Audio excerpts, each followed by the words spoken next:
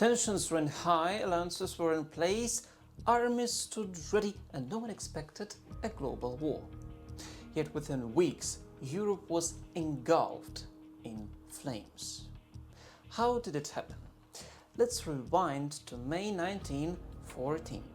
As tensions simmered beneath the surface of the European diplomacy, two military leaders met in Carlsbad. General Konrad von Hötzendorf of Austria-Hungary and General Helmuth von Moltke of Germany. The topics they discussed were various. Chief among them, what would happen if a major European war broke out.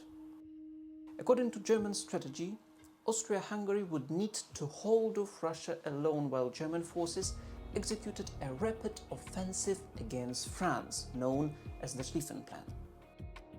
Both commanders acknowledged that this would place an immense burden on Austria-Hungary until German troops could be redeployed to the Eastern Front. It was a dangerous assumption, and one that would soon be tested.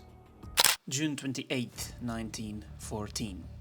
Archduke Franz Ferdinand, heir to the Austro-Hungarian throne, and his wife, Duchess Sophie, were assassinated in broad daylight in the Bosnian capital. The attack shocked Europe and ignited fears of a wider continental conflict. The assassin, identified as 19-year-old Gavrilo Princip, was a Bosnian national and member of the radical group Mlada Bosnia. The group is believed to have received support and training from the Serbian nationalist organization known as the Black Hand, a secret military society with close ties to elements within the Serbian army.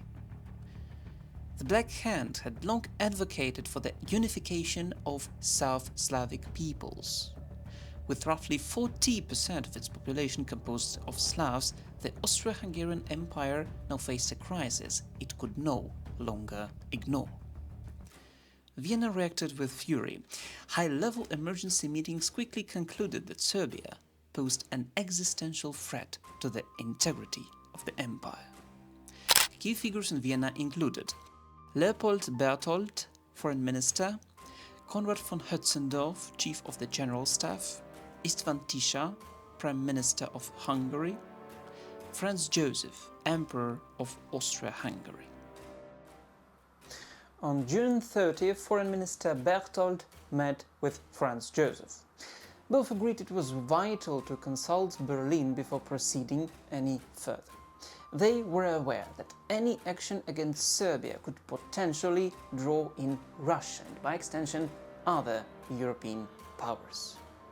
That evening, the decision was made. On July 3rd, Count Alexander Hoyos, a special envoy from Vienna, arrived in Berlin, carrying a personal letter from Emperor Franz Joseph to his German counterpart, Kaiser Wilhelm II. Hoyos' mission was clear: to determine whether Germany would support an Austrian military strike against Serbia. The response came swiftly. On July 5th, Austria received what historians now call the blank check, a promise from Kaiser Wilhelm II that Germany would support Austria-Hungary regardless of the consequences. The message from Berlin was clear: act fast, strike now. Habsburg leaders believed diplomacy alone wouldn't resolve the crisis with Serbia. To provoke war, they drafted an ultimatum designed to be unacceptable to Belgrade. Kaiser Wilhelm II urged quick action, assuring Vienna that the international climate was favorable. The Ministerial Council met on July 7, 1914, to address the crisis in Bosnia and Herzegovina following the assassination in Sarajevo, with discussions quickly shifting toward how to respond to Serbia. Count Berthold proposed decisive military action, citing Germany's unconditional support and warning that inaction would be seen as weakness. Hungarian Prime Minister Count Tisza opposed immediate war, insisting that Serbia must first be presented with strict but realistic demands and that Austria-Hungary maintain legal justification for any armed response. Most other participants favored strong demands deliberately crafted to provoke Serbian refusal, thereby creating grounds for military intervention. While Tisza remained cautious, the meeting ended in broad agreement that diplomatic demands would precede war, but with the expectation that conflict was likely inevitable. As Prime Minister of Hungary, Tisza was concerned about Romania's ambitions toward Transylvania.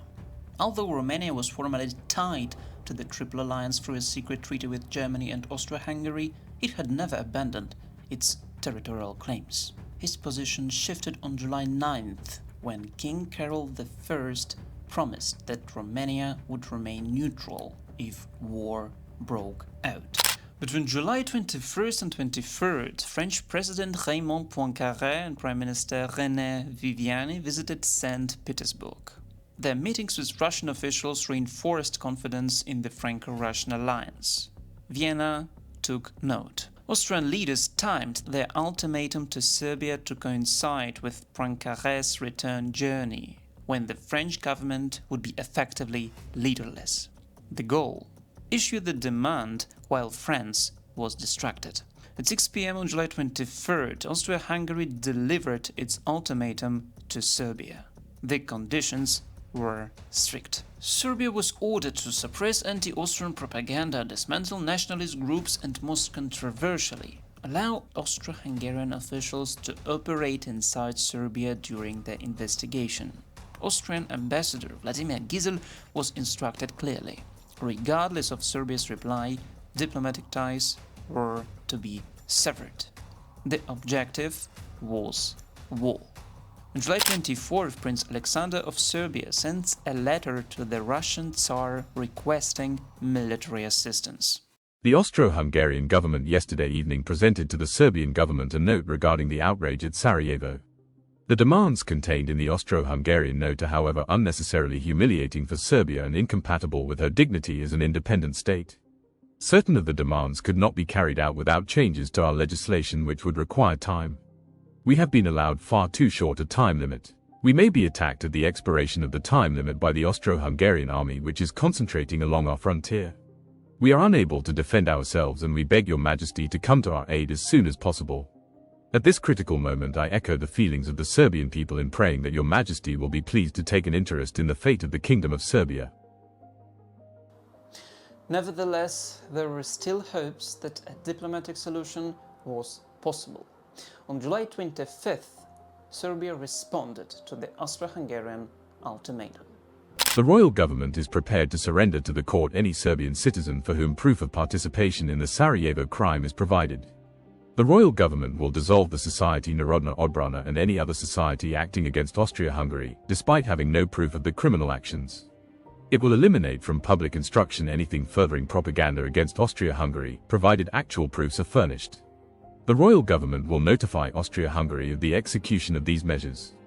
If Austria-Hungary is not satisfied, Serbia is ready for a peaceful solution, either by referring the decision to the International Court at The Hague or to the great powers involved in the 1909 declaration. In addition, Serbia committed to introducing new press laws and constitutional amendments to suppress anti-Austrian propaganda. They also agreed to investigate and potentially dismiss officers and officials found guilty of actions against Austria-Hungary's territorial integrity. Serbia reported the arrest of some military officers involved in the Sarajevo crime. It accepted most demands but rejected the clause that Serbia considered unacceptable from the standpoint of its sovereignty. The royal government is willing to accept any cooperation that aligns with international and criminal law, as well as with friendly relations. However, it views the direct participation of Austrian officials on Serbian territory as a violation of its constitution and criminal procedure. Investigation results, however, may be communicated to Austrian officials. To Austria-Hungary, this refusal was unacceptable. That evening, officials in Vienna declared Serbia's reply unsatisfactory. They saw it not as a step toward peace, but rather as clear evidence of Serbian defiance. Just hours later, Austria-Hungary began mobilizing its troops. An order for partial mobilization aimed specifically at Serbia was issued that day. That day, Austrian ambassador in Belgrade, Vladimir Gisel, delivered a formal note rejecting Serbia's reply. He and his staff departed the city shortly afterward, effectively breaking off diplomatic relations with Serbia. In the world of diplomacy, it was a clear signal.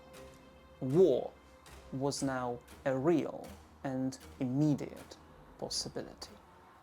Meanwhile, a peculiar incident unfolded in Budapest. Serbia's chief of the General Staff, General Radomir Putnik, happened to be passing through Austria-Hungary on his return from a health trip abroad, where he was detained by local authorities, a development that could have quickly escalated tensions. In a surprising move, however, Emperor Franz Joseph ordered Putnik's release, reportedly out of respect for military honor.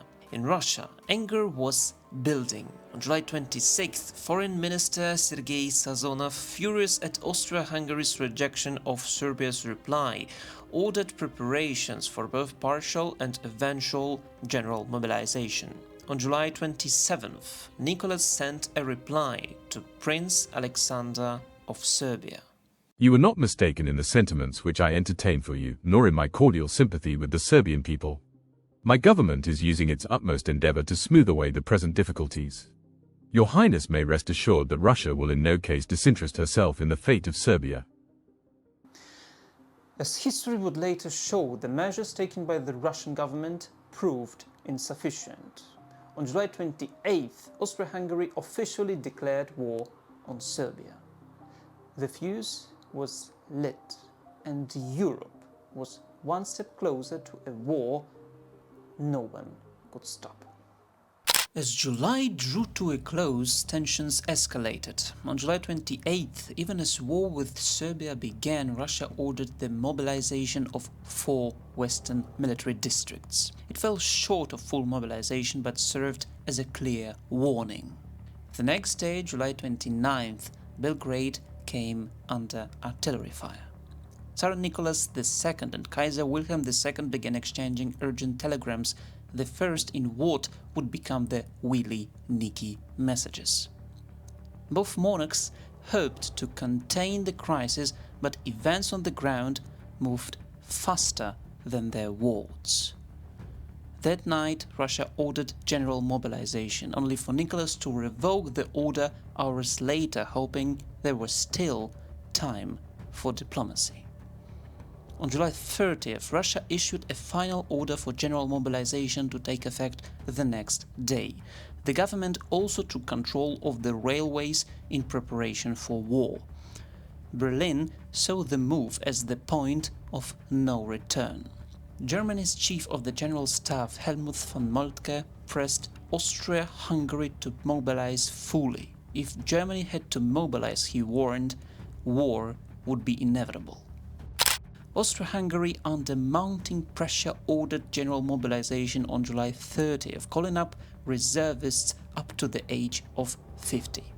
That same day, Berlin issued 2 ultimatums, one to Russia, demanding it halt mobilization within 12 hours, another to France, demanding neutrality and the surrender of key frontier fortresses.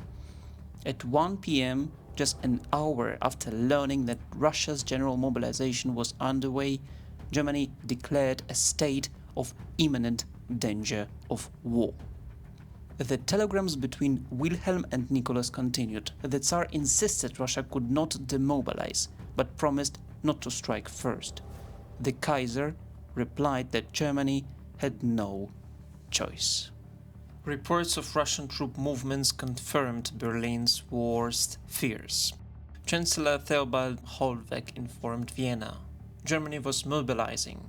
Austria must be ready for a broader war. That night, Emperor Franz Joseph signed further mobilization orders. Austria's war against Serbia would continue, but now it was preparing for war with Russia and with Europe. The flames of war were about to ignite across the continent. The whole world was entering a conflict that would later be known as the First World war. August 1914, war erupts. August 1st, Germany declares war on Russia. France and Germany mobilize. August 3rd, Germany declares war on France. August 4th, Germany invades Belgium. Britain declares war on Germany. Austria-Hungary completes full mobilization. August 6th, Austria-Hungary declares war on Russia. Italy remains neutral until May 1915. Alliances hardened, military plans took over. Germany feared encirclement, Russia feared losing influence. Neither side would back down. The July crisis didn't happen because war was wanted, but because no one could stop it. Now Europe stumbled into a conflict that would change everything. But now, the main question arises: were all necessary measures taken in order to prevent war? On July 24, 1914, the British chargé d'affaires at Belgrade relayed an urgent message from the Serbian Prime Minister. Austrian demands are considered absolutely unacceptable by the Serbian government, which earnestly trusts that His Majesty's government may find a way to persuade the Austrian government to moderate its demands. This request was conveyed to me by the Serbian Prime Minister, who returned early this morning to Belgrade. At the heart of the diplomatic effort was Sir Edward Grey, the British Foreign Secretary. His role in the July crisis has been the subject of debate for over a century. Some argue he didn't do enough to stop the slide toward war. Others contend that by the time Britain tried to act, events were already beyond control. Would the Minister for Foreign Affairs be willing to instruct their ambassador in London to join, along with representatives of France, Italy, Germany, and myself, in an immediate conference here? The purpose of this conference would be to find a solution that prevents further complications. You should ask the Minister for Foreign Affairs if he would agree to this. If so, when presenting this suggestion to the governments to which they are accredited, the representatives in Belgrade, Vienna, and St. Petersburg should be authorized to request that all active military operations be suspended pending the results of the conference. What Grey attempted was to initiate a special conference of the great European powers not directly involved in the Austria-Serbian dispute. The plan was for delegates from Germany, Great Britain, France and Italy to meet in London and serve as neutral mediators.